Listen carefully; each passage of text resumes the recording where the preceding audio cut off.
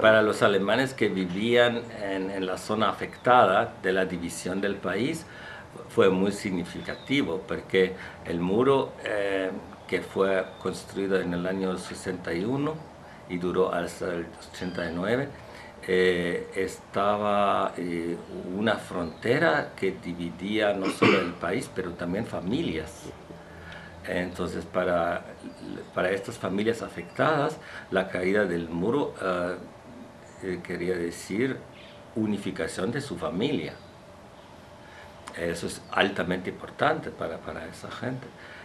Yo, que he nacido muy lejos del muro y de la frontera interalemana, para nosotros fue un acontecimiento más político, social, económico, un evento macro, no tanto del vivir privado. En ese sentido fuimos muy contentos también del hecho de que una anomalía como lo fue el muro desapareció. Y imagínense ustedes que aquí el país o la ciudad de San Salvador sería dividido por un muro, entonces usted tiene familia de ambos lados, porque esta división fue puramente política y no tenía en cuenta la necesidad de la gente, entonces, y ni siquiera necesidades históricas. Fue parte de la división de Europa, por eso fue artificial y fue una anomalía que dividió el continente y el país durante casi 30 años, y por eso su desaparición causaba mucho contento por todos lados, con excepción de la clase privilegiada de este Estado comunista marxista en el este de Europa, que desapareció. Evidentemente ahí hubo una clase, una nomenclatura política que había beneficiado de este Estado encerrado muy cerca de la Unión Soviética, y evidentemente esta clase privilegiada perdió sus privilegios y por eso no estaba muy contenta.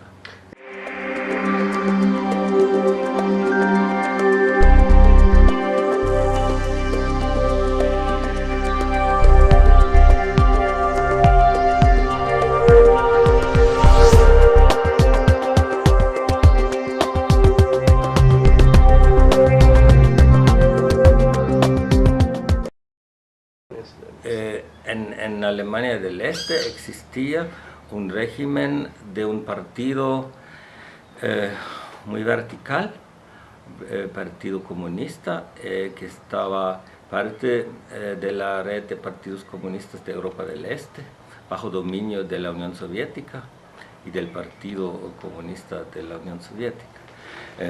Entonces ahí estaba el Pacto de Varsovia, que consistía de todos los países de Europa del Este, y lo que significaba es que no hubo elecciones libres, no hubo partidos políticos verdaderamente libres, hubo algunos en el papel, pero siempre cuando se presentaban a llamadas elecciones fueron elecciones bajo el liderazgo de un solo partido,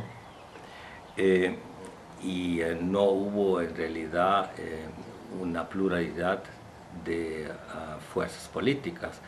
Todo siempre estaba bajo el mando del Politburo del Partido Comunista, Incluso el mismo gobierno, el Consejo de Ministros de Alemania Oriental, fue sometido al mando del partido comunista, del Partido Único.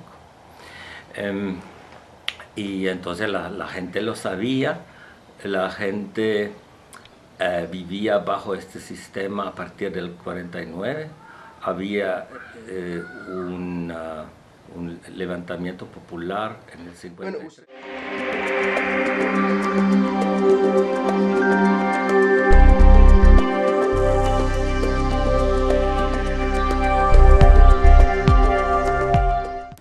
Sí, claro, porque teniendo un sistema político dirigido desde un punto muy vertical y también una economía planificada desde el tope y bajo lemas políticos, es decir, la economía no podía desarrollarse libremente.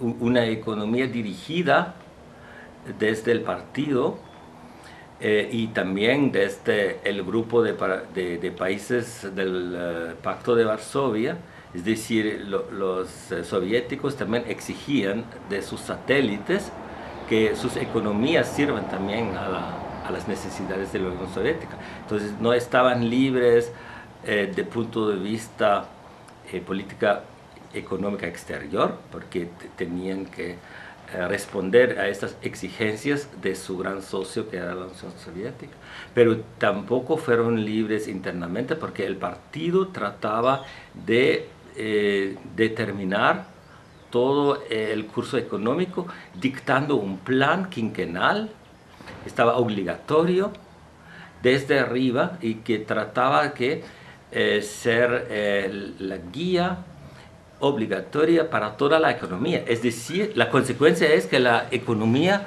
no era eficaz, porque la gente no desarrollaba sus talentos, no hubo iniciativa desde abajo. Y una economía fuerte vive de la iniciativa privada, de la inversión privada, de las ideas que vienen, de los patentes que desarrolla la gente. Pero si todo está dirigido desde arriba, ya no hay la riqueza necesaria para crear un bienestar de la gente. Y en este sentido, he escrito que hubo una pobreza igualitaria para todos, porque el sistema no permitía la creación de la riqueza comparable como fue en países occidentales, porque en países occidentales es la economía privada, el mercado, que determina el curso de los eventos, incluso comerciales y económicos. Ahí se crean iniciativas, se crean riquezas más y más grandes. También hay, evidentemente, también hay crisis de vez en cuando, pero las crisis se superan y después la economía sigue creciendo y sigue ofreciendo a todos los actores, tanto los empresarios como los empleados, una riqueza económica más y más grande. Y esto no era posible en el sistema planificado. En este sentido, digamos un poco exagerado quizás, una pobreza igualitaria, pero con excepción de la clase privilegiada, ¿no? Entonces ellos sí tenían todo lo que requerían, se autoabastecizaban de todos los productos del mundo que ellos querían, pero era una clase pequeña, gobernante, comunista, que tenía acceso a productos de calidad occidentales, etc. Pero la gran masa de la gente vivían bajo ese régimen de la igualdad para todos en la pobreza.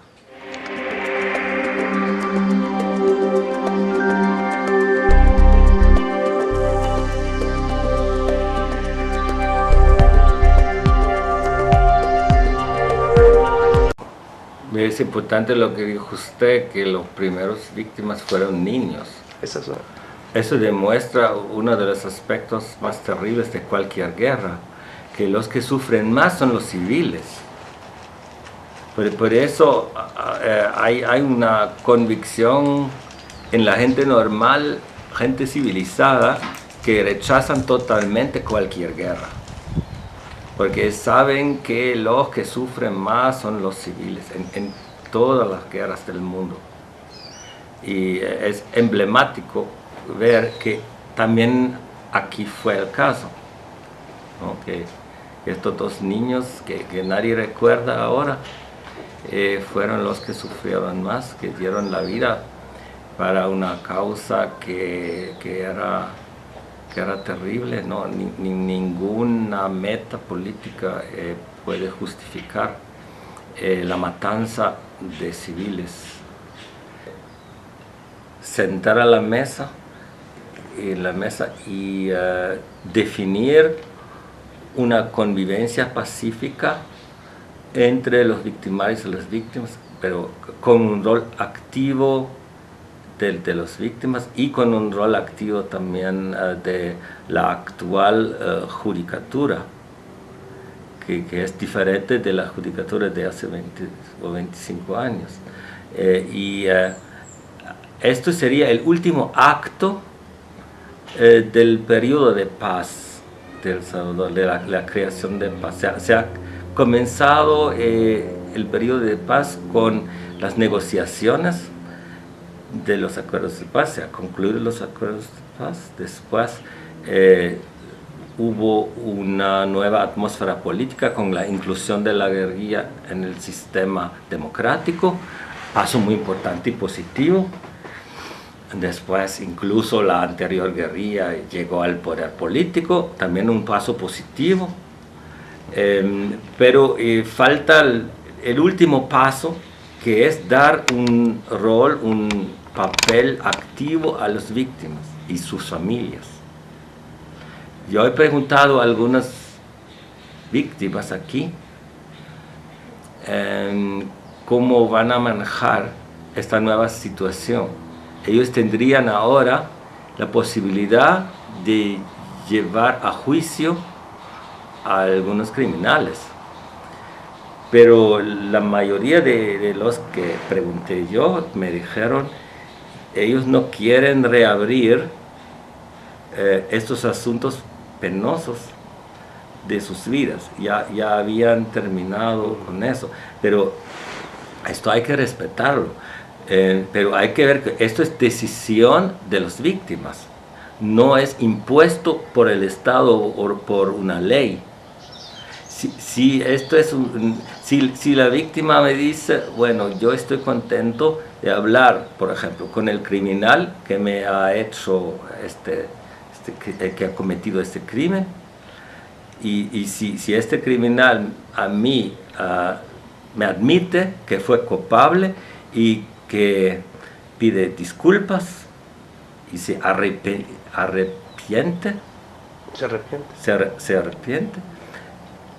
esto ya me da toda la satisfacción. Yo no insisto que esta persona vaya a la cárcel.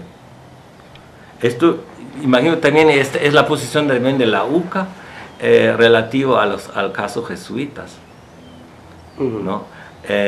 Y la iglesia también ha perdonado a los criminales que mataron a los jesuitas. Entonces, una actitud de ese tipo, una actitud muy libre, que viene de la iniciativa de las víctimas, eso es importante. Pero que no solicite una venganza. Esto a mí me parece ser el camino más adecuado para concluir el último acto del proceso de paz de El Salvador. Yo lo puedo decir como observador, si una víctima tiene otra opinión, si una de las víctimas dice, bueno, yo he sufrido tanto y yo quiero ver a esta persona en la prisión, también está en su derecho. También está en su derecho y también el sistema judicial tiene que tomarlo en cuenta. Pero yo pienso que de hecho estos casos serían la minoría.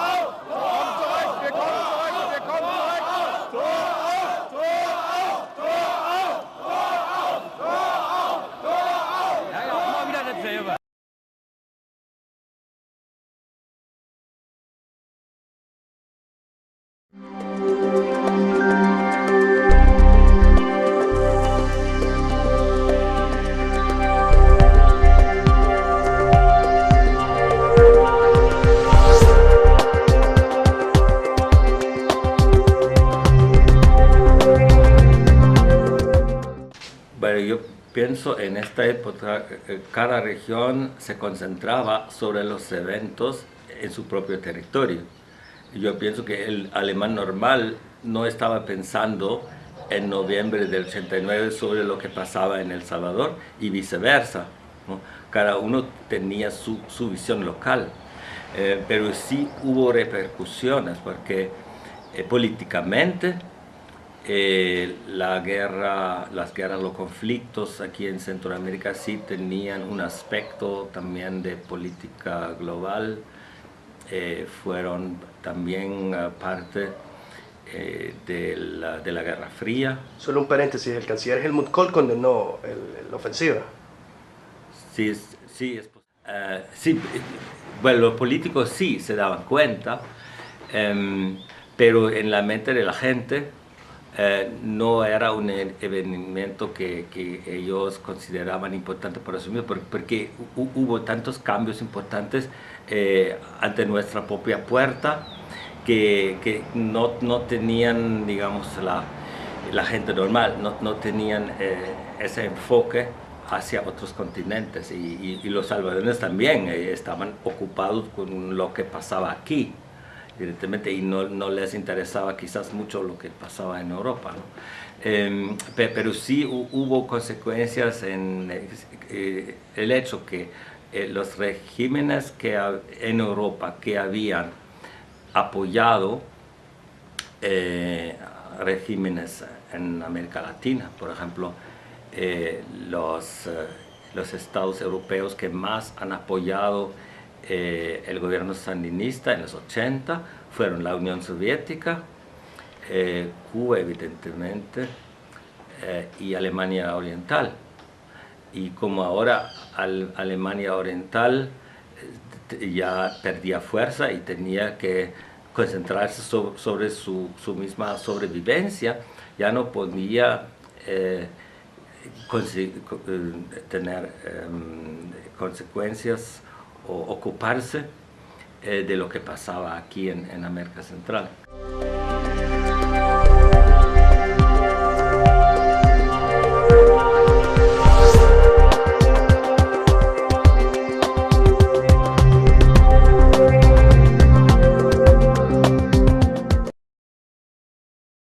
Bueno, sí hubo dos, digamos, corrientes políticos en Alemania con vista a América Central, a Nicaragua y a El Salvador, Guatemala. Alemania Oriental, Alemania comunista, estaba oficialmente solidaria con los regímenes progresistas izquierdistas, como lo llamaban, tanto con los sandinistas en Nicaragua como con el FMLN aquí. Esto fue la política oficial. Mientras en Alemania Occidental hubo un movimiento de la izquierda de la sociedad civil, un movimiento de solidaridad civil, que sí estaba muy activa, como usted lo dijo, las iglesias también, fuerzas de la izquierda política de Alemania Occidental también se declaraban solidarios con los movimientos revolucionarios de esta región. Esto sí es verdad. Y yo pienso que hoy, cuando las mismas personas tienen un resumen o hacen un resumen histórico, quizás ven esta actitud con un poco más de crítica, porque no todo lo que resurgió, por ejemplo, de la revolución sandinista, fue provechoso para el pueblo, como la gente que estaban con mucho entusiasmo, antisomocistas, ¿no? Y que querían construir una nueva sociedad en favor del pueblo. Hubo proyectos de alfabetización, de conciencia política de las masas, etc. Todos muy buenas ideas, pero las buenas ideas no siempre traen buenos resultados. Y con un poco de distancia histórica, hoy se puede evaluar que este idealismo, que fue un idealismo de buena fe, traía algunas repercusiones no siempre positivas. Y la gente que estaban en esta época, los promotores de esta solidaridad con regímenes como los sandinistas o el FMLN, hoy lo reconsideran, algunos abiertamente, otros calladitos, y ven que los hechos no siempre han traído los resultados deseados.